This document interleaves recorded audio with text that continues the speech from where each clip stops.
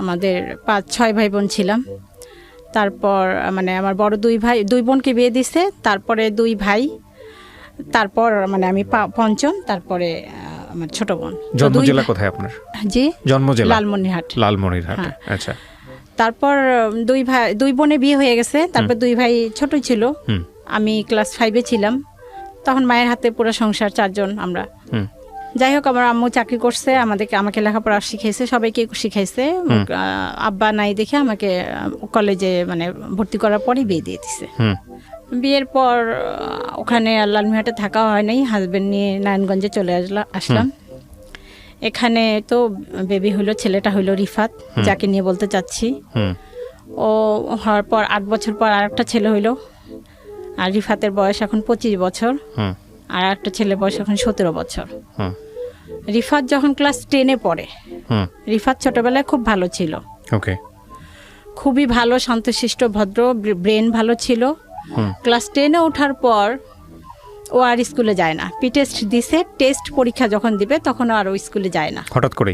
হ্যাঁ, তো আমরা জানতাম না। ওর ক্লাসমেটরা এসে বলল যে আন্টি ও স্কুলে যায় না। ও কি ব্যাপার, ও তো সকালে স্কুলে বের হয়ে যায়, বিকালে 4টার সময় ঠিকই বাসায় আসে।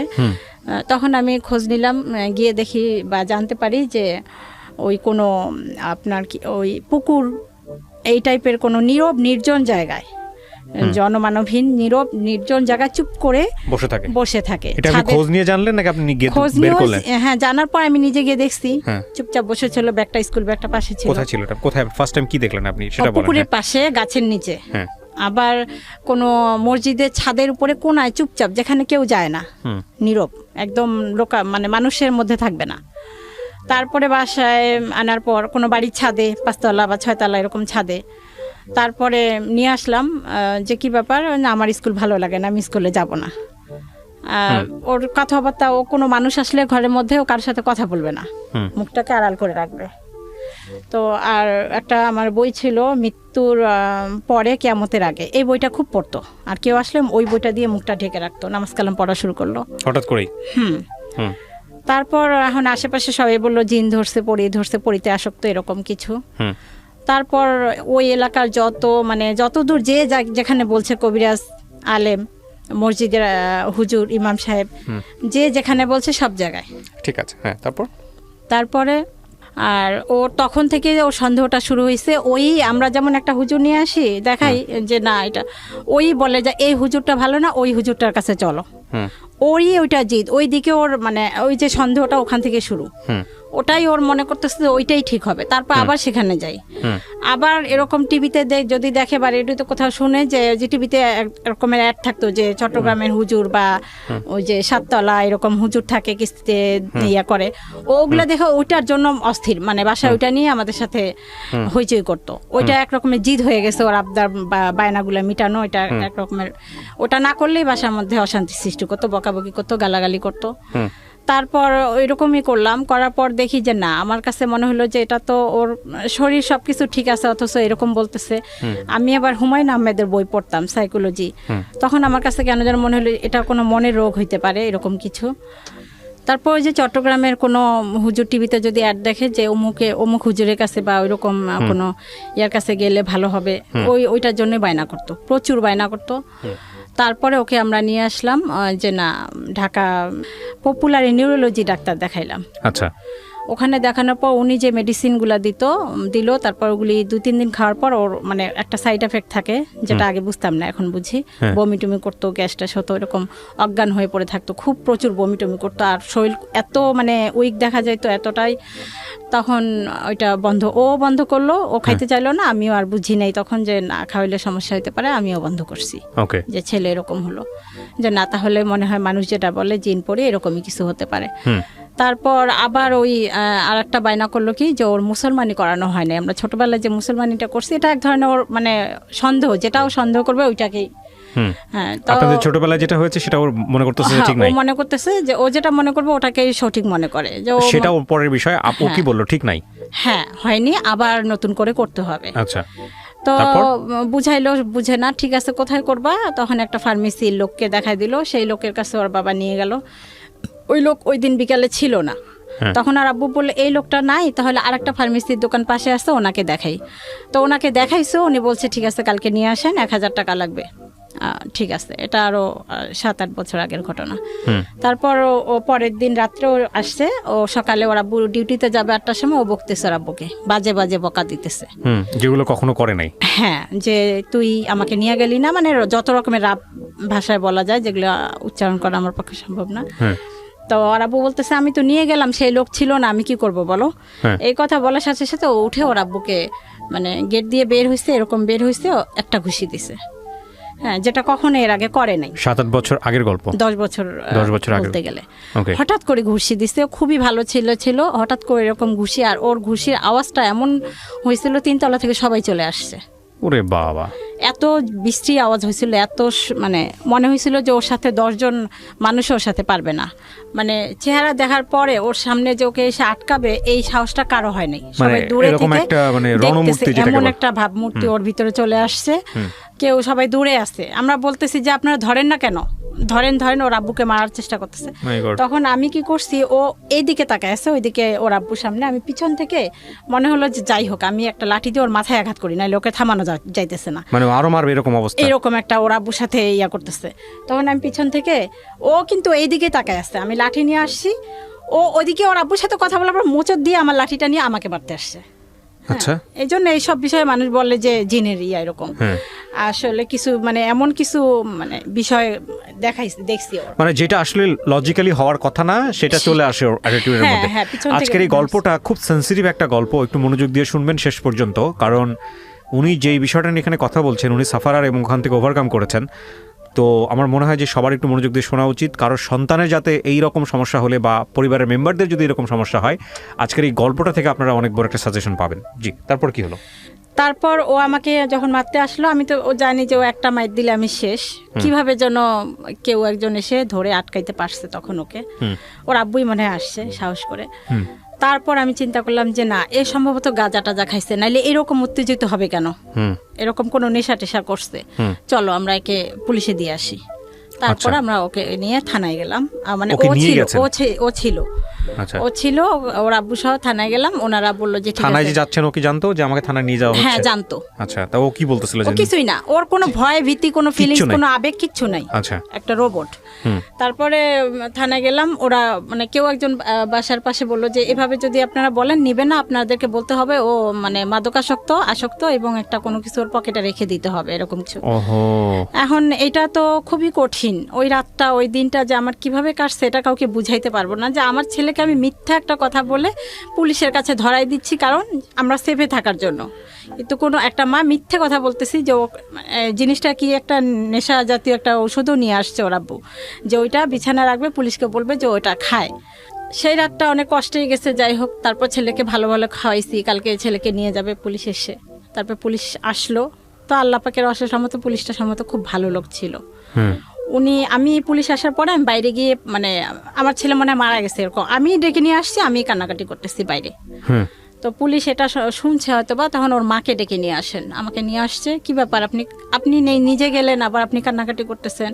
তখন আমি বলে ফেলছি যে স্যার, ওর তো এটা জানি না এরকম। তখন উনি বললো যে এরকম তো মানসিক সমস্যা, এটা হইতে পারে, আপনারা ডাক্তার দেখান। উনি আমাদেরকে পাঠাই দিল, মানে উনি নিল না, অ্যারেস্ট করলো না। উনি নিজে ওই মুহূর্তে আমার ছেলেকে বললো যে আপনি নিয়ে যান হাসপাতালে। তখন আমি পিজি হাসপাতালে নিয়ে আসলাম। পিজি হাসপাতালে নিয়ে আসার পর ওখানে ওরা ভর্তি করতে বললো। এর আগ পর্যন্ত ডাক্তার কবিরাজ সমস্ত, এর আগ পর্যন্ত শুধু কবিরাজের কাছে, শুধু নিউরোলজি ডাক্তার দেখাইছি। তখন ওইটা অনেক আগে, তারও 1-1.5 বছর আগে।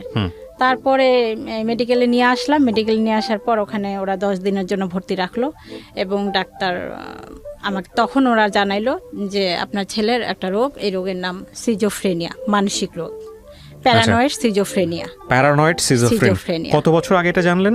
জানলেও আমি তখনও বুঝি নাই যে এটা একটা রোগ। আমার কাছে ভাত পানির মতোই মনে হয়েছে, জ্বর কাশি এরকমই মনে হয়েছে। এবং আপনার কাছে মনে হচ্ছে, আপনি তখনও বিশ্বাস করেছেন যে এটা এই রোগ? বুঝি নাই যে এটা এত জটিল একটা কঠিন রোগ না, কিন্তু আপনি যখন আপনাকে বললো যে সিজোফ্রেনিয়া, তখন কি আপনি এটা বিশ্বাস করেছেন যে না এটা সত্যি সিজোফ্রেনিয়া, নাকি আপনি তখনও কবিরাজি? সিজোফ্রেনিয়া সম্পর্কেই তখন আমি জানি না, আমি জানি এটা জ্বরের মতো, কিন্তু কাশির মতো আপনার একটা দেখেন রোগ। দুটো বিষয় এখানে, একটা হচ্ছে যে আমাদের সমাজে এরকম কোনো কিছু হলে প্রাথমিক পর্যায়ে যেটা মানুষ মনে করে জিন ভূতের কোনো না ব্যাপার আমি বুঝতে পারছি যে এটা একটা মানে রোগ, এটা মনে হয়েছিল। এটা আপনি accept করেছেন? এটা আমি বুঝে গেছি। এইটা আমি কেন বারবার জোর দিয়ে জিজ্ঞেস করতেছি, হ্যাঁ। এই একসেপ্ট করার ব্যাপারটা খুব ইম্পর্টেন্ট। কারণটা হচ্ছে বিষয়টা কিন্তু যন্ত্রণা, যন্ত্রের মানসিক একটা যন্ত্রণা। সমস্যা হলে না আমি যদি বলি ধরেন আপনার হাতে একটা মেশিন আছে, মেশিনের কোনো একটা পার্টস নষ্ট হয়ে গেছে, আপনি যাবেন পাঁচটা লাগাবে সঙ্গে সঙ্গে সার্ভিস দেওয়া শুরু করবে। মানুষের কিন্তু এরকম না। মানুষের যদি জ্বরও হয় সারতে অ্যাটলিস্ট 3 দিন সময় 3 লাগে। দিন লাগে। আর মানুষের মধ্যে যখন অস্থিরতা কাজ করে তখন কিন্তু মানুষ একটা পথ্য বেছে নেয় না, বিভিন্ন রকম, কেউ যদি বলে ডাক্তার ডাক্তার, কেউ বলে যে যেখানে কবিরাজ। বলে সেখানে মনে হয় যে গেলে Right. ভালো হবে। আর আমাদের সমাজে সাধারণত এই ধরনের প্রবলেম বৈজ্ঞানিকভাবে সমাধান করতে চায় না কেউ, রাইট। জিনভূত মনে করেই ওখানেই পড়ে থাকে। এই জন্যই আমি আপনাকে জিজ্ঞেস করছিলাম যে আপনি মেডিকেল সায়েন্সটা একসেপ্ট করেছেন কিনা। এটা আমি প্রথমেই অ্যাকসেপ্ট করছি। ওকে, তারপর যেহেতু আমি ওই যে হুমায়ুন আহমেদের বইগুলো পড়তাম সাইকোলজিক্যাল, প্রথমেই আমি করছি। কিন্তু শুধুমাত্র আমি করলে হবে না, আমার পরিবার ওরা কোনোভাবেই একসেপ্ট করেনি। করেন এ পর্যন্ত, এখন পর্যন্ত বলতে গেলে অনেকেই করে নাই। আচ্ছা। আমার আশেপাশের লোক করে নাই। ওদের কথা অনুযায়ী তখন বলবে কেমন মা, আমরা বলতেছি অমুকের কাছে নিতে, তমুকের কাছে নিতে, এখনো নিচ্ছে না। তখন থেকে আমি আসি যে সাইকোলজি কোনো ডাক্তার যদি দেখি আমি তাহলে দেখাবো।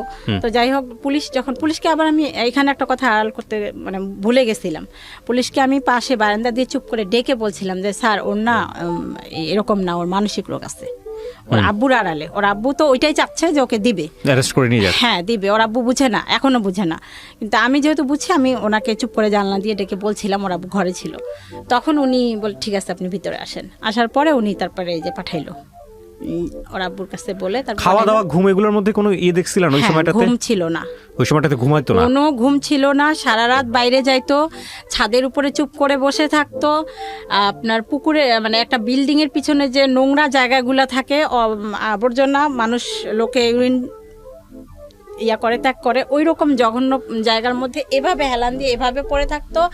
রোদ আসতো, বৃষ্টি হয়তো মানে কোনো অনুভূতি ছিল না ওর ভিতরে যে এখন রোদ হচ্ছে, বা সারাদিন না খাইতো না, এরকম করতো। এরকম একটা অবস্থা। ওকে জিজ্ঞেস করেছিলেন যে তুমি কোনো ধরনের কোনো মেয়ের প্রেমে পড়েছো কিনা? সে মেয়ে তোমার কাছে এরকম কিছুই না। জিজ্ঞেস করেছিলেন আপনারা? হ্যাঁ, বহুবার। আচ্ছা, এরকম কোনো কিছু না। আর এগুলা দেখলে ওইগুলা হলে তো আমরা বুঝতামই, তখন তো ফোন টোন ছিল না। তারপরে ডাক্তার কাছে নিয়ে আসার পর ডাক্তার আমাকে বলল, তখনও বুঝছি যে একটা মানসিক রোগ, এটা সেরে যাবে, কিন্তু এটা যে সিজোফ্রেনিয়া জটিল এটাও বুঝি নাই। তখনও বুঝছি যে ঠিক আছে এটা মানসিক রোগ। তো আনার পর ভালো হইলো, অনেকদিন ভালো থাকলো। তখন বললো যে আমি আর স্কুলে পড়বো না, আমি চাকরি করব। উনি বলতেছিল ও এটা? বলতেছে যে আমি চাকরি করব। আচ্ছা, ঠিক আছে চাকরি করো। চাকরিতে জয়েন করার 3-4 মাস পর ওখানেও আবার। কোথায় জয়েন করলো? ওই আমাদের নারায়ণগঞ্জেই আচ্ছা, একটা গার্মেন্টসে চাকরি করলো। ওখানে 2-3 মাস করলো, করার পর ওখানে আবার ওর ভিতরে যে ও চাপ নিতে পারে না, এটা আমি তখনও বুঝতে পারিনি। ও কোনো চাপ নিতে চায় না বা চাপ নিতে পারে না, সেই ধৈর্যটা ওর নাই। তখন ও ওখানে চোখ বড় বড় করে আর ছাদের উপরে উঠে, এই সূর্য থাম, এই সূর্য তুই ওঠ, আর তো এই দেখ আমি সূর্যকে খাচ্ছি, আমি সূর্যকে এখন গিলে খাবো, এরকম কথা বলতো। ওই যারা ওর অন্য স্টাফ ছিল ওগুলো দেখে মালিকের কাছে বলার পর ওকে না করে দেয় যে এই ধরনের কেন কথা বলে। ওকে। হ্যাঁ, আর ওই পিএম বা যারা উপরে আছে, আপনাকে তো আমি চিনি, আপনি হযরত মুহাম্মদ সাল্লাল্লাহু আলাইহি ওয়াসাল্লাম আমলের সেই লোক, আপনি তো আবু বকর, হ্যাঁ আসসালামু আলাইকুম বলে পায়ের মধ্যে লুটায় সালাম করতো, এরকম করতো। আর বাসায় যখন নিয়ে আসলাম রাত্রেবেলা, পাগল যেটাকে বলে, মানে পাগলই রাস্তার মধ্যে যেরকম উস্কো খুস্কো, ওই রকম একটা চাদর হেসরাইতে হেসরাইতে যাইতো। আর কি ব্যাপার বাবা, তোমার চাদরটা তুমি সারা রাস্তা ঝাড়ু দিতে দিতে নিয়ে আসতেছো, এরকম ময়লা হইতেছে, এগুলি পবিত্র মাটি, এগুলি পবিত্র ধুলা, এই জন্য আমি এগুলোর সঙ্গে নিয়ে আসতেছি। এরকম তুমি কে, তোমাকে তো আমি চিনতেছি না, তুই কে রে? ওর ভাইকে বলতেছে, ওর বাবাকে বলতেছে তুই কে, আমাকে বলতেছে তো ও তোমাকে আমি চিনতে পারতেছি, তুমি আমাকে জন্ম দিছিলা, এই জন্য তুমি সেই হিসাবে তুমি আমার মা, তুমি আমাকে এই পৃথিবী জন্ম না, তুমি আমাকে এই পৃথিবীতে আনছো, এই জন্য তুমি আমার মা, তা তোমাকে আমি ছাড়বো না, চিন্তা করো না, তোমাকে আমি জান্নাতে নিব। ও নিজেকে খুব মানে বিরাট বুজুর্গ বা পীর এরকম কিছু একটা ভাবতো। দেখেন এরকম কথাবার্তা বললে তো মানুষ এমনিতেই মনে করবে ওর সাথে জিন আছে। হ্যাঁ, হ্যাঁ। তারপরে আমরা রান্নাঘরে কাজ করতেছি, ও কেউ গেল এমন ভাবে আসসালামু আলাইকুম বলে, মানে জিনেরই কণ্ঠ, এমন একটা মোটা কণ্ঠ, এরকম ভয়ঙ্কর কণ্ঠ শুনে যারা পাশাপাশি আরো থাকি তারা সবাই চলে আসে। সবার জীবনটা অতিষ্ঠ হয়ে গেল না ভিতরে, খুব ভয় থাকা, তটস্থ থাকা। আপনাদের ফ্যামিলি মেম্বারদের কি অবস্থা ছিল এই সময়? ফ্যামিলি মেম্বার বলতে আমি তো অল টাইম ওর সাথে, ওর আব্বু তো সকালে যায় রাত্রে আসে 11টা। আর ভাই বোন, আর বাকি ভাই বোনগুলো? ছোট ছেলেটা তখন স্কুলে পড়তো, এই যে এইটা, ওর বাইরের দিকে অত ইয়া নাই। তারপরে এরকম করলো, তারপরে চাকরি চলে গেল নারায়ণগঞ্জে, চাকরি চলে গেল। তারপর আরেকটা কোথায় যেন নিজেই ঢুকলো। আচ্ছা। ঢুকার পর বলল, তুমি আমাকে বিষ খায় মারতে চাও, ভাতের সাথে বিষ দিছো বা শরবতের সাথে পানির সাথে, এরকম করছিলেন নাকি এরকম? তোমাদের ওইটা তখন করি নাই। বাট আপনি জীবনে এরকম একটা স্টেপে গেছিলেন? এখন করতেছি, ওইটা তখন করি নাই, এখন বলবো এটা পরে। তো ভাতের সাথে পানির সাথে বিষ মিশাইতেছো, ওষুধ মিশাইতেছো, ওইগুলা তোমার কাছে আমরা থাকবো না, আমি থাকবো না। 1 মাস পরে যখন বেতন পাবে, ওই তার আগের দিন বলতেছে 6 তারিখে বেতন পাবে, 5 তারিখে আমি তোমাদের সাথে থাকবো না, আমি অন্য একটা মহিলার বাসায় ঠিক করছি, ওখানে থাকবো, ওখানে খাবো। তোমরা আমাকে ভাতের সাথে ওষুধ মিশায় মারতে চাইতেছো, তুমি আমার ক্ষতি করতে চাইতেছো। ভাতের সাথে কি ওষুধ মেশাতেন ওই সময়টাতে? মেডিসিন দিতেন? না, তখন মিশাইতাম না। আচ্ছা। তখন ওগুলা বুঝতাম না। আচ্ছা। তো আমাকে ক্ষতি করতে চাইতেছো, আমাকে পানি পড়া খাওয়াইছো, ওই যে কবিরাজ টবিরাজ এসব পানি পড়া খাওয়া। আমরা তখন বলতাম, তোর বাবার কোনো সম্পত্তি আছে নাকি, বা তোর তো কোনো সম্পত্তি নাই, যদি সেই সম্পত্তি থাকতো সেই জন্য আমি হয়তো বা করতাম, কোন কারণে করব বাবা তুমি বলো। বোঝানোর চেষ্টা করতাম, ও কোনো কাউন্সিলিং এর কাজ হতো না। সত্যি যেদিন বেতন পাইছে সেই দিন রাত্রে আর বাসায় আসে নাই। তো সারা রাত তো টেনশনে, আমরা খুঁজে কোথাও পাই না, কোথায় গেল। তো ভাবলাম যে যেহেতু বেতন পাইছে, কালকে অবশ্যই চাকরিতে যাবে। চাকরির স্থলে গেলাম, গার্মেন্টসে কাজ করতো, গার্মেন্টসে চলে গেলাম। গার্মেন্টসে আমি গেলাম, গেটের দারোয়ানের সাথে অনুরোধ করে বললাম যে ও আসবে, আমাকে একটু এখানে বসতে দেন। ওনারা আমাকে বসতে বললো। তারপর ছেলে আসলো, আর আমি ওর আব্বুকে জানা রাখলাম, তুমি কিছু লোকজন নিয়ে আসবা, ওকে ধরে নিয়ে বাসা যাইতে হবে। তারপর যে ওর আব্বু লোকজন নিয়ে ওকে ধরে নিয়ে বাসায় আসলো। বাসায় আসার পর ওই যে টাকাটা নিয়ে নিলাম আমরা, কারণ টাকাটা থাকলেই তো আরো এদিক ওদিক গিয়ে নষ্ট করবে। নিয়ে নিলাম, সেইটাই হচ্ছে বড় অপরাধ। কেন টাকা নিলাম? ওই 6,000 না, ওর কাছে 6 লাখ টাকা, ওটা এখনো বলে কেন টাকা নিচ্ছ। আচ্ছা। তো সেই জন্য 2-3 দিন পর এলাকার একটা গুন্ডা টাইপের কবির নামে এক লোক, আমার নামটা ঠিক মনে নেই, কবির নামটাই দিলাম। তো ওটাকে গুন্ডাই বলে এলাকার মধ্যে সবাই। ওনার কাছে গিয়ে বিচার দিচ্ছে যে অমুক, আমার হাজবেন্ডের নাম, ওর আব্বুর নাম এবং আমার নাম ধরে বলছে যে ওরা আমার টাকা নিচ্ছে। আচ্ছা। তখন ওরা কারা, ওদেরকে তুমি কিভাবে চেনো? ওদের বাসায় আমি থাকি। তারপরে সেই লোক ওর আব্বুকে ডাক দিছে। ওই লোক যেই জায়গায় থাকতো, একটা মাঠের উপর 3 তলা একটা ছাদের উপরে, আমরা যেটা এলাকায় শুনতাম যে উনি গাঁজা টাজা মদ এই টাইপের কিছু খায়, এবং ওই মাঠ দিয়ে যদি মানে এলাকার মানুষের ভাষা অনুযায়ী যেটা শুনতাম যে কোনো মেয়ে ওই রাস্তা দিয়ে গেলে উনি তাকে ধরে, বা কোনো মানে কোনো লোক মোবাইল টোবাইল নিয়ে গেলে ছিনতাই করে, এই টাইপের কিছু শুনতাম। ওই লোক ওর আব্বুকে ডাক দিল রাত্রে 11টার সময় যে আমার এখানে আসো। ওই 3 তলা, ওই নির্জন মাঠের এক কোনো ওই বিল্ডিংটা, ওখানে 3 তলার আব্বুকে নিয়ে গেছে। যে তুই এই ছেলের টাকা নিছিস কেন, এরকম একটা ধমক টমক দিছে, মারবে এরকম কিছু। তোর আব্বু বলে, এই তো আমার ছেলে টাকা আমি নেবো না, আর ওর একটু সমস্যা আছে, এখন ওকে টাকা দিলেও থাকবে না, বা চলে যাবে, কোনো একটা নষ্ট করবে, বা গাঁজা টাজা কিছু খাইতে পারে। তখন আমাদের ধারণা ছিল গাঁজা টাজা কিছু খায়, এরকম কিছু। তো এই জন্য আমাদের সাথে রাফ বিহেভ করে, এরকম কিছু। তারপরে সেই লোক বললো, তোমার ছেলে কি প্রমাণ আছে? এখন আপনি বলেন যে, তারপরে উনি বললো যে ওর মার কাছে যান। তখন উনি বললো যে ঠিক আছে, আমি আসতেছি, পরের দিন আপনারা যান। তারপরে উনি পরের দিন আমার কাছে আসলো। আচ্ছা। সেই লোক আসার পর তখন আমাকে দেখার পর ছেলের কাছে পরে আমার সাথে কথা বললো। কথা বলার পরে চলে যাওয়ার পরে আশেপাশে আরো 2-1 জন, আমি এখন ওনাকে কিভাবে প্রমাণ দিব যে এটা আমার ছেলে? কেন, আপনাদের কোনো ফ্যামিলির ছবি নাই ওই এলাকায়? আমি ছেলেকে 10 বছর প্রমাণ করার কি আছে? আশেপাশের লোকজনকে জিজ্ঞেস করলি? হ্যাঁ, ওই ছেলে তো ওইখানে জন্ম হয় নাই। আচ্ছা। জন্ম হয়েছে চৌধুরী বাড়ি, আমি থাকি নারায়ণগঞ্জ। আচ্ছা। চিটাগাং রোড চৌধুরী বাড়ি ওদিকে। ওকে। আর ওখানে ওকে নিয়ে গেছি 10 বছর বয়সে। সেই বয়স থেকে যারা চিনে তারাই।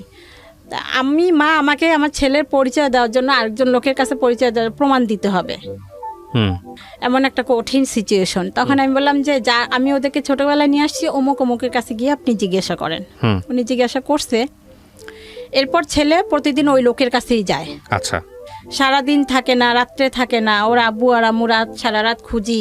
রাত্রে একটা কুকুরও যদি ঘেউ ঘেউ করে, মনে হয় যে রাস্তায় হয়তো বা ওকে কেউ মারছে, কেউ খুন করছে, হয়তো বা রাস্তায় লাশটা নিয়ে কুকুর চিল্লাচিল্লি করতেছে, টানাহাসটা করতেছে, এরকম একটা টেনশন থাকে। ওর আব্বুকে বলে ওর বন্ধুর বাসায় বা যত যাদের সাথে খেলাধুলা করতো তাদের বাসায় গিয়ে দরজার সামনে লাইট জ্বালা জুতা চেক করতাম যে এর ঘরে আমার ছেলে আছে কিনা। অত রাতে তো ওকে ডাকা যায় না, কার না কার ঘরে গেছে, কোথাও খুঁজে পাইতাম না। পরে শুনতাম, দিনের বেলা পরে শুনতাম হয়তো ওই লোকের কাছে গেছে, অথবা পরে আস্তে আস্তে দেখলাম যে ও কোনো বাড়ির ছাদের চিপায় চুপ করে শুয়ে থাকে রাতের বেলা, বা কোনো মসজিদের ছাদের চিপায় নির্জন এলাকায় এরকম চুপচাপ শুয়ে থাকে, বাসায় আসবে না, বা দিনে সারাদিন নাওয়া খাওয়া নাই।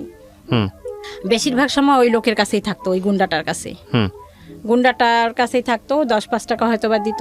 আমার রাত্রে দিলে তো একটা বিশাল টেনশন তখন, যে এই লোক না জানি আমার ছেলের হাতে ছুরি ঢুকায় ধরাই দিয়ে বলে যে ওই লোকটাকে খুন করে আয়, বা মোবাইলটা চুরি করে নিয়ে, এরকম কোনো অন্যায় কোনো কাজে নাকি ওকে জড়িত করে, নাকি ওকে কিছু খাওয়ায়, এরকম একটা বিশাল টেনশন। কিভাবে এই লোকের কাছে আমি আমার ছেলেকে উদ্ধার করব। তারপর ছেলেকে উদ্ধার করার জন্য ওই লোকের কাছে ফোন দেই। তখন ওই লোক আমাকে এরকম একটা কথা বলে, মানে কথার ইয়াতে বোঝা যায় যে ওনাকে আমার মানে ওনার ইচ্ছা পূরণ করতে হবে, এরকম কিছু একটা। এই ছেলের জন্য ছেলে ওখানে পাশে ছিল সম্ভবত, কথাগুলা শুনছে। তখন আমি ওনাকে স্ট্রেট জবাব দিলাম যে দেখেন, আপনি যদি এখন আমার ছেলের গলায় ছুরিও দিয়ে আমাকে বলেন ছেলে মারা যাক, ছেলের মৃত্যু একদিন হবে, আল্লাহ নিবে, আমি আপনার ওই কথায় কোনোদিনও মানে রাজি হব না। আপনি যা খুশি তাই করেন, আমি আপনাকে আর ফোনও দিব না। আর একটা কথা শুনেন, আমি আপনার কথাগুলো কিন্তু রেকর্ড করে রাখলাম আমার সিমে। আমি যেহেতু আপনাকে বারবার ফোন দেই, যদি আমার ছেলের কোনো ক্ষতি হয়, এই রেকর্ড করা কথাগুলো কিন্তু চলে যাবে থানায়। এই কথাটা ওনাকে বলে দিলাম। তারপর আমি তখন স্কুলে চাকরি করতাম, কিন্ডারগার্টেনে। তো আমি স্কুলে যাওয়ার পর 8টা থেকে 10টা, তা আমি স্কুলে চলে যাওয়ার পর আমার ছেলে শুনতাম মাঝে মাঝে বাসায় আসতো, এসে ওই সময় খেয়ে যাইতো। তো ছোট ছেলেকে বললাম, ও যদি আজকে আসে তুই আস্তে করে বাইরে দিয়ে দরজায় তালা দিয়ে আমাকে ডাকতে যাবি। তারপর ওই রকম আসছে, ভালো রান্না করে রাখছি, যে ভালো রান্না দেখলেও খাবে।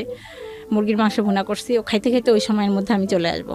তারপরে আসছি, এসে ওই অবস্থায় আমি যেভাবে ছিলাম সেই অবস্থা ওকে নিয়ে সোজা লালমনিরহাট আমার দেশের বাড়ি চলে গেছি। এটা কি আগে থেকে প্ল্যান করা ছিল আপনার? হ্যাঁ, না প্ল্যান ছিল না। আমার চিন্তা যে ওই লোকের কাছে কিভাবে আমার ছেলেকে আমি উদ্ধার করব, মানে কবিরের কাছে যেতে দিব না, যেন কোনো অন্যায় কোনো কাজ ওকে দিয়ে না করায়। এই কবির নামটা ছদ্মনামে এখানে ব্যবহার করা হচ্ছে। ওকে, বলেন। তারপর ওই অবস্থায় উপরে আর একটা মহিলা ছিল, ওনাকে বললাম ও ছেলেকে তো নিয়ে যাওয়া যাবে না, এখানে আবার নাটক করতে হয়েছে। জীবনে অনেক নাটক করলাম এই ছেলের জন্য শুধুমাত্র। তখন ওই মহিলাকে বললাম, আপা আপনাকে আমার সাথে একটু অভিনয় করতে হবে। কি ছেলেকে বলতে হবে, যেহেতু ও পাগল, কোনো কবিরাজের নাম শুনলে ও সেখানে ছুটে যাবে। তো আপনি আসবেন, এসে আমাকে বলবেন, আপা আমাকে বকবেন ওর সামনে আমাকে বকলেও খুব খুশি হয়। আপনি আমাকে বকবেন আর বলবেন যে অমুক জায়গায় একটা ইয়ে আছে, ওখানে নিয়ে যান, আপনি আমাকে টাকা দিবেন। উনি সেটা এসে করলো, শায়লা নাম ওনার, ওই মহিলাটা এসে আমাকে বললো, আপা আপনি ছেলেটাকে এরকম ক্ষতি করতেছেন কেন, ওকে নষ্ট করতেছেন কেন? এই যে আমার কাছে একটা ভালো কবিরাজের ঠিকানা আছে, আপনি ওকে নিয়ে যান ওখানে। লালমনিরহাটের নাম তো বলে নাই, বাট আপনি লালমনিরহাটে তো নিচ্ছেন আলটিমেটলি। হ্যাঁ, ওকে। হ্যাঁ, তারপরে ওকে ওইটা বললো। তারপরে উনি বলার পর আমার ছেলে রাজি হলো। ঠিক তো, কবিরাজের কাছে নিতেছো, কোনো চালাকি করতেছো না। শায়লাপা বললো যে আমি কেন তোমার মার সাথে চালাই, তোমার মা তো ভালো না, খারাপ, খালি তোমার ক্ষতি করতেছে, তুমি যাও তো, আমি খোঁজ নিব, আমিও যাইতেছি 2 দিন পরে, তুমি যাও। তারপর ওই কথা বলার পর ওকে নিয়ে আমি গাবতলী, নারায়ণগঞ্জ দিয়ে বাস আছে, তবু ওই বাসে আসিনি, সোজা গাবতলীতে এসে ওখান থেকে বাস নিয়ে লালমনিরহাটে চলে গেলাম। চলে গিয়ে ওখানে ওকে রেখে আমি তারপর চলে আসলাম, ব্যাক করলাম আমার ঢাকায় ওকে রেখে। ওকে, আচ্ছা, এখন এখানে পরের দিন আমাকে কবির ফোন করছে, ওই লোক ছদ্মনাম যার নাম দিলাম। হ্যাঁ, আপনার ছেলে কি অবস্থা, এখন যে ফোন দেন না, আপনার ছেলে যে খোঁজ খবর নেন না। তা বললাম, না আপনি তো, উনি এখন এটা জানে না যে আমার ছেলেকে আমি রেখে আসছি, আমার ছেলের খবর নেওয়ার জন্য উনি আমাকে হিসাবে ব্যবহার করছে। তখন আমি বলছি যে আপনি যা খুশি তাই করেন, আমার ছেলেকে আমি আনতে যাব না। তো উনি পায় নাই আমার কাছে, আমি ছেলে আসা ছেড়ে দিয়েছি। ওই রকম ছেলে আমার দরকার নেই, যে আপনার মতো একটা গুন্ডার কাছে গিয়ে থাকতে পারে, আর আপনার মতো গুন্ডা এই ধরনের কথা আমাকে বলতে পারেন। আমি ছেলেকে ছেড়ে দিয়েছি, আপনি যা খুশি তাই করেন। তারপরে অনেক দিন পর, কয়েক মাস পর আমার ছেলেকে নিয়ে আসা হইলো ওইখানে। কার কাছে ছিল? লালমনিরহাটে আমার মায়ের কাছে ছিল। ওর কি ধরে বেঁধে রাখতে হইতো?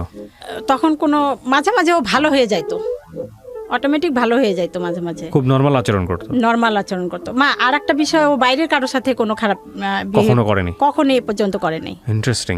তারপর হ্যাঁ, অন্যান্য এই সিজোফ্রেনিয়া অন্যান্যরা করে, কিন্তু এর বেলায় সেই জিনিসটা এখন যায় নাই। তারপরে ওখানে মার কাছে রাখার পর মা মনে হয় কবিরাজ টবিরাজ দেখাইলো, দেখার পর ওখানে কবিরাজ বলছে ওর সাথে 3টা শয়তান আছে, একটা ভালো শয়তান, একটা খারাপ শয়তান, এরকম নানান কিছু। তারপরে আসলো বাসায়, কিছুদিন ভালো ছিল। তারপরে আবার ঢাকা মেডিকেলে ডাক্তার দেখাইলাম, ওখান থেকে আবার ট্রিটমেন্ট করলাম, করার পরে আবার ভালো হইলো। ও বাসায় আসার পর, লালমিয়া থেকে ঢাকায় আসার পরে আবার অসুস্থ হয়ে গেল, আবার সে আগের মতো। তারপর আবার ইয়াতে ঢাকা পিজি হাসপাতালে নিয়ে ট্রিটমেন্ট করলাম।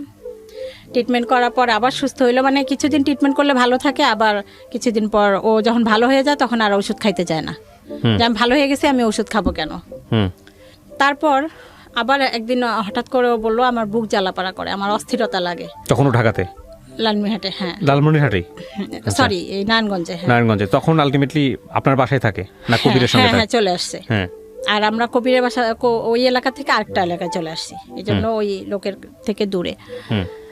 তারপর আমার বুক জ্বালা পরে, আমার অস্থির অস্থির লাগে, মানে ঘরে আসে 5 মিনিট বসে, ভালো লাগে না, আবার বাইরে যায়, মনে হয় যে বাইরে গেলে ভালো লাগবে, আবার বাইরে গিয়ে আবার সারা এলাকা টোটো করে ঘুরে, আবার মনে হয় যে না ঘরে গেলে ভালো হবে, ভালো লাগবে, আবার ঘরে আসে, এরকম অস্থিরতায়।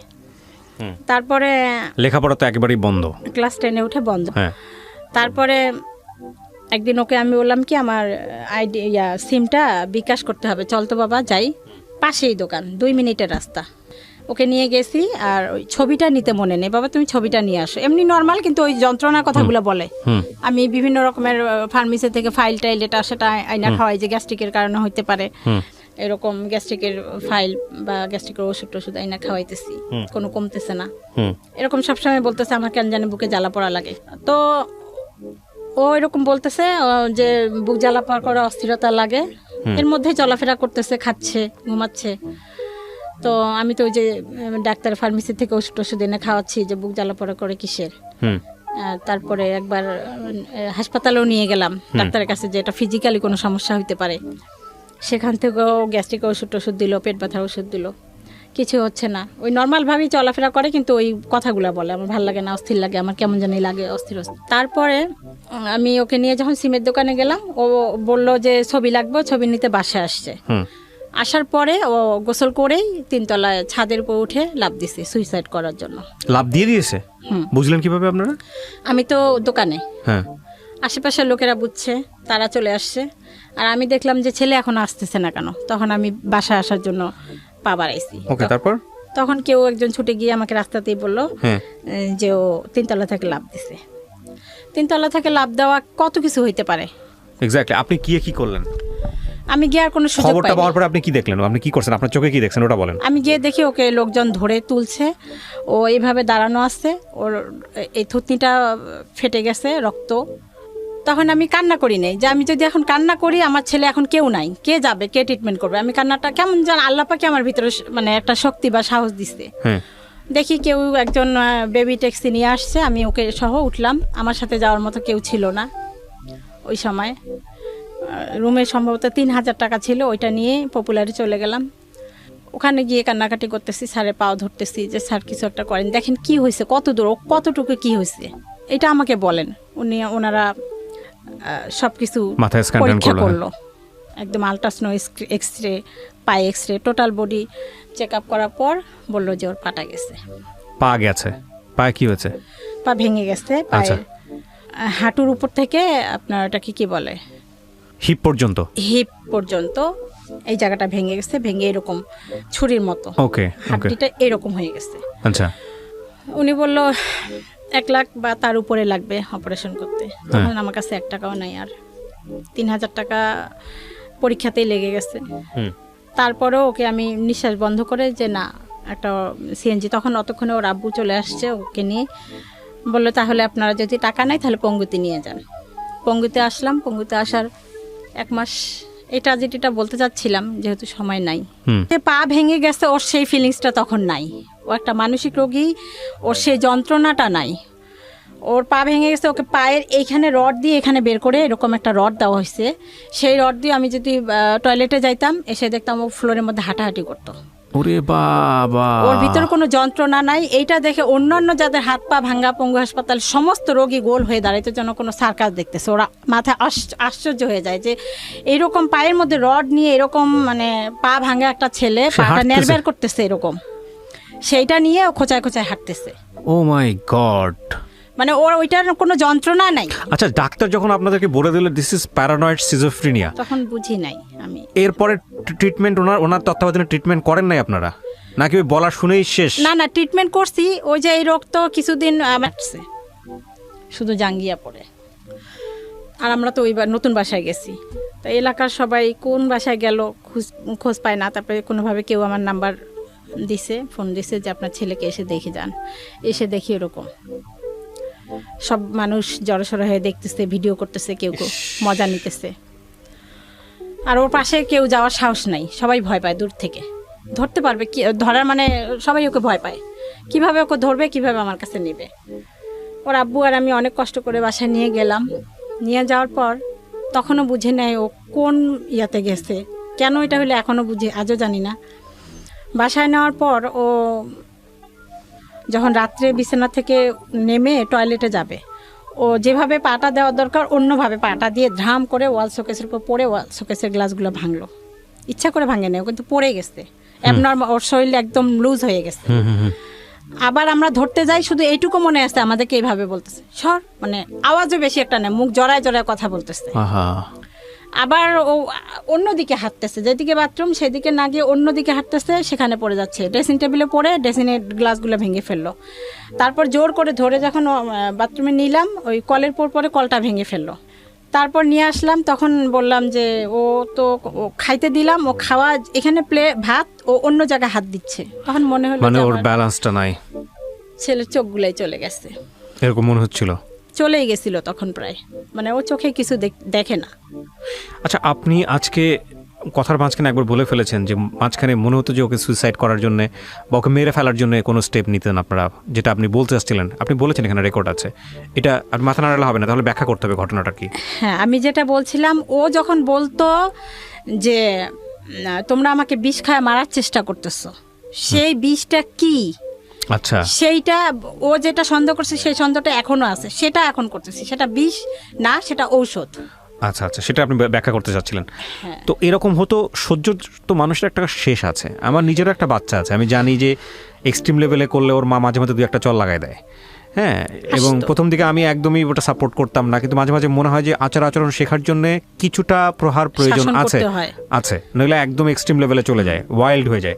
কিন্তু আপনি কি কখনো গায়ে হাত তুলতেন এই যখন এরকম আচরণ করতো? সেই মানে সেই ইয়াটাই ছিল না, ওকে ধমকও দেওয়া যাইতো না, ও 4টা ধমক দিত। মানে নিতে পারতেন, মানে ও যদি কিছু করবেন আমরা যে করবো সেই সাহসটাও আমাদের ছিল না। ওর এমন ভাবমূর্তি হয়েছে, যে মানুষ মৃত্যুর পরোয়া না করে না, তাকে আপনি শাসন করে কি করবেন? হ্যাঁ, কথাটা এখানেই। একদিন আমি এই তুই এই কাজটা করলি কেন, এখানে একটা থাপ্পড় দিছি। হ্যাঁ, ও আমাকে সাথে সাথে এখানে একটা থাপ্পড় দিছে, আমার কানটা এখনো ফাটা, ভিতরে পড়া ফুটে গেছে। মানে সাধারণ কথার মধ্যেই কেন তুই আমার গায়ে হাত তুললি, আমি তখন বুঝি না যে ওই রকম এক্সট্রিম লেভেলে চলে গেছে। যাই হোক, তারপরে কি হলো? সেই রাত্রে তারপরে ওই অবস্থা, তখন আমি দেখলাম যে ও চোখেও দেখে না, ওর মধ্যে কোনো ব্যালেন্স নাই। ওকে তখন ওকে আমরা বাঁধার চেষ্টা করলাম। ওর আব্বু আর ছেলে ঘুমাই গেল, একবারের মধ্যে ওর আব্বু আর ছেলে ঘুমাই গেছে। তখন ও আমাকে ওকে আমি বুঝাইতেছি, দোয়া টোয়া পড়তেছি, তখন ও আমাকে বলতেছে, আমার পায়ের কাছে বসে বলতেছে, আম্মু।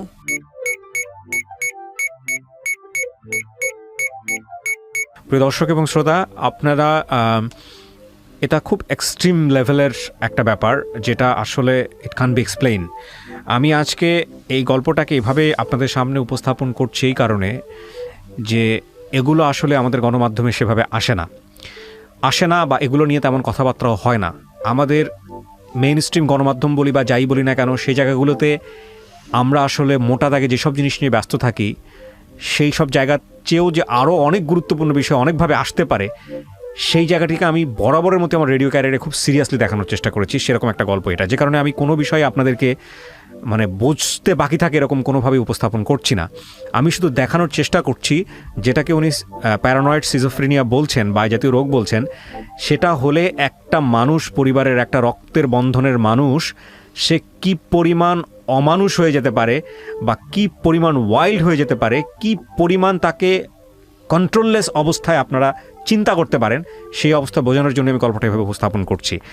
এতে করে কেন ভেবে উপস্থাপন করছি সেটার একটা ব্যাখ্যা আমি এখনই দিয়ে রাখছি, যাতে করে আপনার পরিবারে যদি কেউ এরকম হয় ইনিশিয়াল স্টেজে, আপনারা যাতে প্রপার ট্রিটমেন্ট নিতে পারেন, বা যদি এরকম স্টেজে চলেও যায়, কিভাবে আপনি কিওর করবেন, তাকে কিওর করার জন্য আপনাকে কি পরিমাণ ধৈর্য, শক্তি, সাহস নিয়ে লড়াই করতে হবে, যে লড়াই কোনো অর্থেই যুদ্ধক্ষেত্রে লড়াইয়ের চেয়ে কম শক্তি সম্পন্ন না, সেরকম একটা লড়াইয়ের সাহস যেন আপনি আজকের এই গল্প থেকে পেতে পারেন। So this is a very important story. বলেন তারপর। তখন দেখলাম যে ওর চোখটাও চলে গেছে, ও নড়তেও পারতেছে না। তখন ওকে আমি শিকল দিয়ে বেঁধে রাখলাম এবং তখন আমি নেটে সার্চ দিলাম যে এই 4টা ওষুধ ওকে খাওয়াচ্ছি, এগুলো আসলে কি। তখন আমি নেট ইউজ করা শুরু করছি মাত্র, তার আগে এতদিন করি নেই। ওর ওই রোগের কারণে, ওই যে পা ভাঙলো, ও তখন আমি নেটা মানে সবাই রক্ত আমি পাচ্ছিলাম না, ওর পা যখন ভাঙলো কেউ রক্ত কোথাও পাচ্ছিলাম না। অন্য অন্য বেডে সবাই দেখি ফেসবুকে ছাড়তেছে রক্ত দিচ্ছে, তখন আমার হলো যে না, আমিও ফেসবুক ইউজ করবো, এরকম সমস্যায় পড়লে যেন রক্তটা করতে পারি। তারপর আমি নেটে সার্চ দিয়ে দেখলাম যে একটা ওষুধ আসছে, ওইটা যদি বেশি খাওয়ানো হয়ে যায় তাহলে চোখের জ্যোতি চলে যেতে পারে, সেরকম হতে মানে দুর্বল হয়ে যায়, কোনো শক্তি থাকে না শরীরের। তো দেখলাম সেই ওষুধটা ও দিনে 4 বার করে খাচ্ছে, ও নিজেই খাচ্ছে, ও তো আমাদের কথার মধ্যে থাকে না, ও নিজেই হড়হড় করে খাচ্ছে।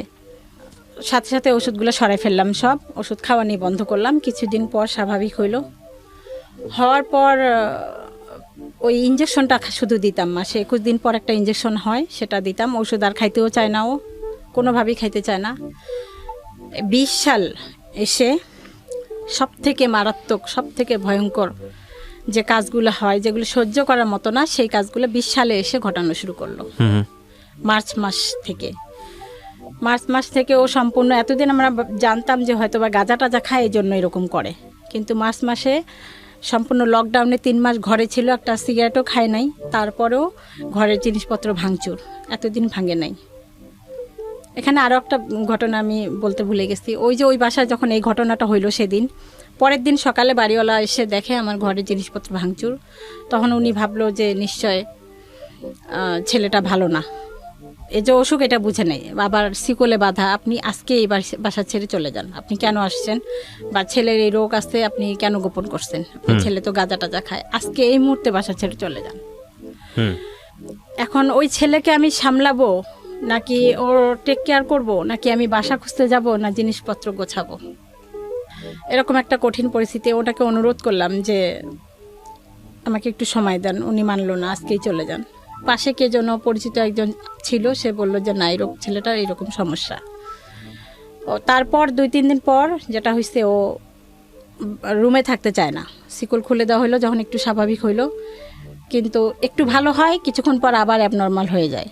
ওই পাশে অন্য কারো বাসায় গিয়ে খাবারের যে ডুলি থাকে, রুমে ঢুকে খাবার ডুলি থেকে ভাত বের করে নিয়ে খায়। ওর ধারণা ওইটা আমাদেরই ঘর, কিন্তু ওই যারা ওই বাড়ির লোক তারা মনে করছে যে ও কোনো মানে কি বলে ওগুলাকে, ছিনতাইকারী বা কোনো কিছু হইতে পারে, মানে চুরি টুরি করে যেগুলি, ওরকম কিছু চোর টোর হইতে পারে। ওকে ধরে মারধর শুরু করছে। তারপরে পাশে একটা পরিচিত লোক, ও আরই ওকে মারতেছে কেন, ওর তো সমস্যা আছে, উনি বুঝছে, যার যে পরিচিত লোকের চোখে, তখন ওই লোকে ওকে ছুটায় আমাদের বাসায় নিয়ে দিয়ে আসছে। ওকে আমরা আটকায় রাখতে কোনোভাবেই পারি না।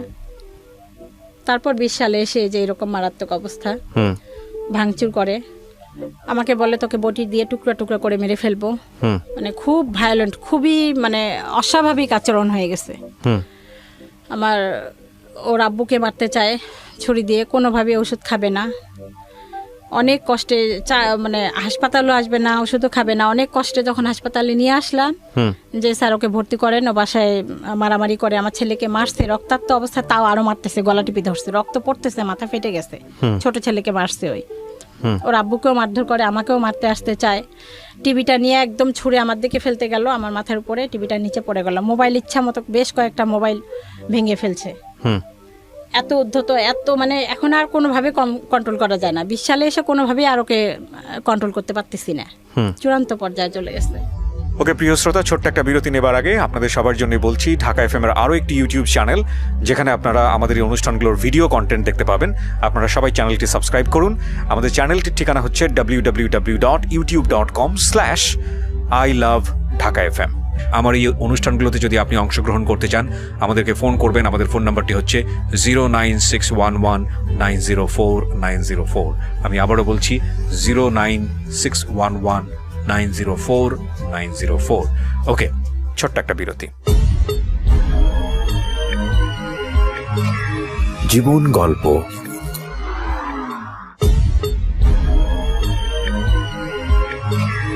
জীবন গল্প।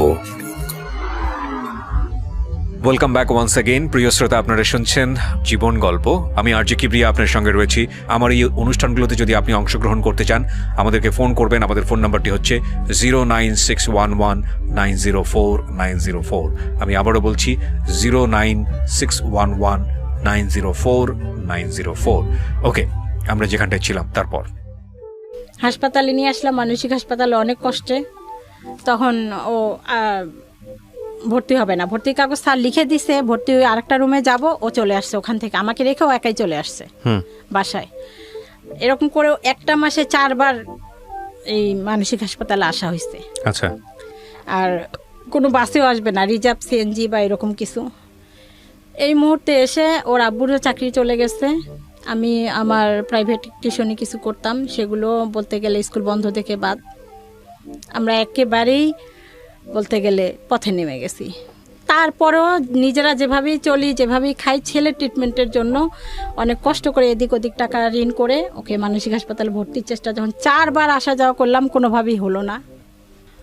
আর ওর আরও একটা জিদ যে আমাকে ফার্মেসি থেকে এই ফাইলটা এনে দাও, 300 টাকা 400 টাকা 500 টাকা, এই ফাইলটা এনে দাও, এটা খাবো, এটা 2 দিন খাই, আবার এটা এনে দাও। প্রচুর টাকা, প্রচুর ঋণ হয়ে গেল। কোনোভাবেই আর পারতেছি না। তখন ফেসবুকে আমি একটু ছাড়লাম যে আমি আর কি করব, আর পারতেছি না। এখন হয়তোবা আমার নিজেকে শেষ করার মতো একটা পরিস্থিতিতে আমি চলে আসছি, এরকম একটা কিছু লিখছিলাম।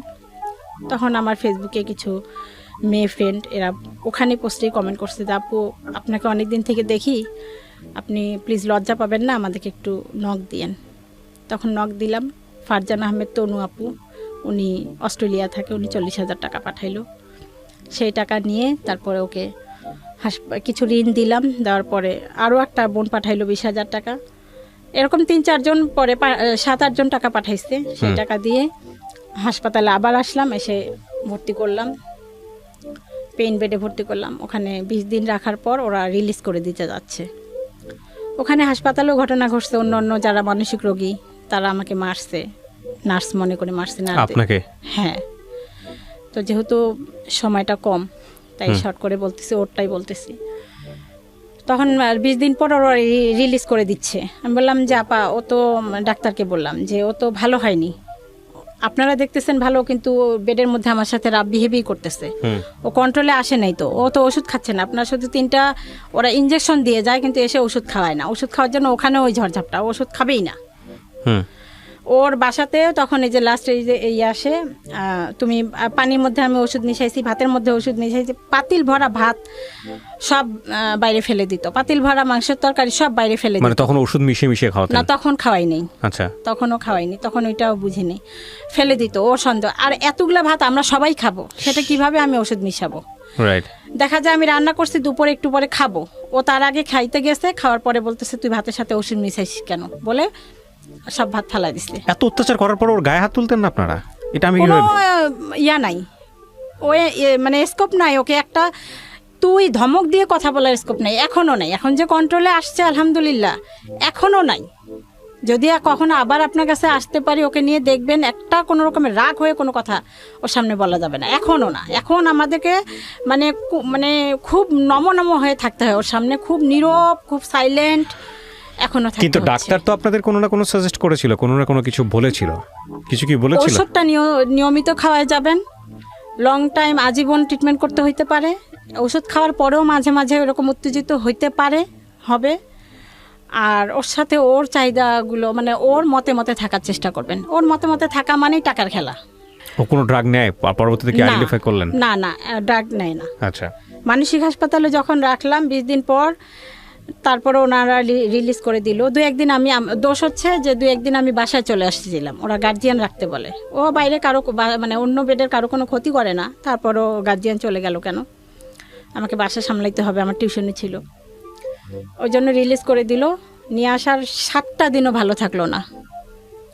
তখন অন্য আমি এখন কি করব? আমাকে ভিখারি হইতেই হবে, কোনো উপায় নেই। আমি আবার ফেসবুকে কিছু ফ্রেন্ডদেরকে নক দিলাম, ওরা সাথে সাথেই বললো যে আপনি যে বলছেন এটাই বিশাল। ওনারা কেউ 10,000, কেউ 15,000 এরকম টাকা পাঠাইলো। ওই টাকা দিয়ে আমি রিহ্যাবিলিটেশন সেন্টারে রাখলাম। অনেকেই বললো যে ও গাঁজা খায়, বা ওই সেন্টারে মানসিক রোগেরও ট্রিটমেন্ট হয়, প্লাস মাদকাসক্ত দুইটাই হয়। ওখানে তখন রাখলাম। ওখানে 3 মাসের কোর্স একটা, সবাই বলে যে ওখানে গেলে ভালো হবে। ওখান থেকে ফিরে আসার 4-5 দিন ভালো ছিল। ওখানে ওদের সামনে সম্পূর্ণ ভালো, আপনি কথা বলবেন, আপনার বাইরে মানুষের সবার সাথে খুব ভালো, শুধু বাসায় আমাদের সাথে, মানে বাবা মা আর শত্রু, ওর মা শত্রু, বাসায় আমাদের সাথে ভালো না। ওখানে ওরা বলে তো ওষুধ খাচ্ছে এখন, নিজে থেকে নিজে খায়, আর সমস্যা নেই, নিয়ে যান। নিয়ে আসলাম। আর এতগুলো টাকা দিয়ে খরচ করে বারবার তো আমাদের রাখা সম্ভব না। নিয়ে আসার পরে 4-5 দিন ভালো ছিল, তারপরে আবার সেই বিহেভ। এখন আমি চিন্তা করলাম যে আর রিহাবে ওই একই ওষুধই 3 বেলা খাওয়ায়, মানসিক হাসপাতালে ওষুধই 3 বেলা খায়, একটা জায়গায় আটকায় রাখে। আমি আমার ঘরকেই রিহ্যাবিলিটেশন সেন্টার বানাবো। আমি আপনাকে কিছু কোশ্চেন করি, হ্যাঁ, আপনি আমার কোশ্চেনের অ্যান্সারগুলো দেন, তাহলে আপনার গল্পের একটা জায়গায় আমরা আসতে পারবো। কত সালে প্রথমে এই রোগটা ধরা পড়ে ওর? আমার এটা 12 সালে মেবি, 2012 সালের দিকে। আজকে হচ্ছে 21 সাল, 9 বছরের গল্প আপনার। 9 বছরের গল্প 1 ঘন্টা তুলে নিয়ে আসা সম্ভব না, প্রথম কথা হচ্ছে এটা। এবং 9 বছরের গল্পের আপনি যদি একটা দিনের অনুভূতি বর্ণনা করেন, এটা আপনার ঘন্টার পর ঘন্টা লাগবে, এটাও আমি জানি। এখন আমি যেটা বুঝতে পারছি যে ও সাময়িক সুস্থ অবস্থার মধ্যে আছে। ওর বয়স কত হয়েছে এখন আনুমানিক? 25 বছর। 25 বছর। ওর কি বিয়ে শাদী দেওয়ার চেষ্টা করেছেন? এখন করতেছি। এখন করতেছেন। সমস্ত কিছু জানিয়ে যখন আপনারা যান, স্টেপ নেন, তখন কি হয়?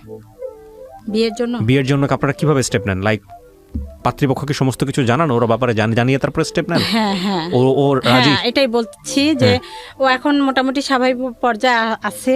তো আমি এমন একটা মেয়ে চাই যে মেয়েটা খেতে পারে না, এরকম যে ঘটক তাকে বলছি যে এমন একটা অসহায় মেয়ে আমাকে এনে দেন, যে এসে যদি অনেক মেয়ে আছে যারা খেতেই পারে না, পরিবারে মা বাবা বা অন্য জায়গায় বিয়েটি হয়ে গেছে, মানুষের বাসায় কাজ করে খাইতেছে, এরকম অনাথ নিয়ে আসেন। বা লেখাপড়া জানে না, আমি তাকে বাংলাটা শিখাবো, আরবিটা শিখাবো, তৈরি করে নেবো আমার মতো। অন্ততপক্ষে যেন এটা ওর জন্য সোয়াব হয়, ওর জন্য ভালো হয়, আমার সোয়াব হবে। আমি তো আছি, আমার তো একটা মেয়ে নাই, মেয়েও লাগে না, কিন্তু এখানে কথা হচ্ছে যে এরকম ফ্যামিলিতেও গেছে, তারাও নেয় না, আপনি সেটা বললেন। বাট আমি জানি না আপনার এই উদ্দেশ্যের জায়গাটা, আমি জানি না আল্লাহ কার কপালে কি লিখে রেখেছেন। বাট আমি মনে করি এইভাবে চিন্তা না করে বরং অ্যাকসেপ্টেন্সের জায়গা থেকে নর্মালি ট্রাই করা উচিত। আপনার মনে হতে পারে যে একটা মেয়ে যে আসলে অনেক বেশি ঠেকা অনেক দিক থেকে, সে অন্তত এরকম একটা ছেলেকে মেনে নেবে, বিষয়টা এরকম না। বিষয়টা আসলেই এরকম না। বরং আপনি ফাইন্ড আউট করেন এরকম পরিবার, যে পরিবারে অন্তত এই রোগটা সম্পর্কে জানে, বা যারা অন্তত কোনো না কোনো স্টেজে সাফার করে গেছে, তারা রিলাই করতে পারবে। তো আমি নিঃসন্দেহে এটা একটা ভয়ঙ্কর রকমের যুদ্ধ। আমি গল্পের শেষে এসে কী মন্তব্য করবো আমি খুঁজে পাচ্ছি না। তবে কেউ যদি আপনাদের এই গল্প শুনে আপনার সঙ্গে কন্ট্যাক্ট করতে চায়, আপনি যদি তাকে অ্যাকসেপ্ট করেন, তাহলে লিবারেলি আমরা যেটা বলেছি অনুষ্ঠানের শুরুতে, আমরা সেই কাজটা করব, আমরা যোগাযোগ করিয়ে দিব। আর আমি আপনার সমস্ত কিছু এখানে পরিচয় গোপন রেখে, সমস্ত কিছু গোপন রেখে আমি এখানে উপস্থাপন করেছি। আমি চাই না কোনোভাবে আপনার সামাজিকতা ক্ষতিগ্রস্ত হোক। এবং মা হিসেবে আপনি যে কথাগুলো এখানে বলেছেন আপনার সন্তানকে নিয়ে, সেটা প্রশ্নাতীতভাবেই আমরা বিশ্বাস করব, কারণ মা তো মাই। বাকিটুকু আপনি জানেন কতটুকু সত্য, কতটুকু মিথ্যা। তবে আপনি যে ব্যাপারটা বলেছেন যে প্যারানয়েড সিজোফ্রেনিয়া, এটা যদি কেউ গুগলে সার্চ করে, ইউটিউবে সার্চ করে, তাহলে খুব ভালো করে ধারণা পাবে যে আসলে কি হয় এটা হলে।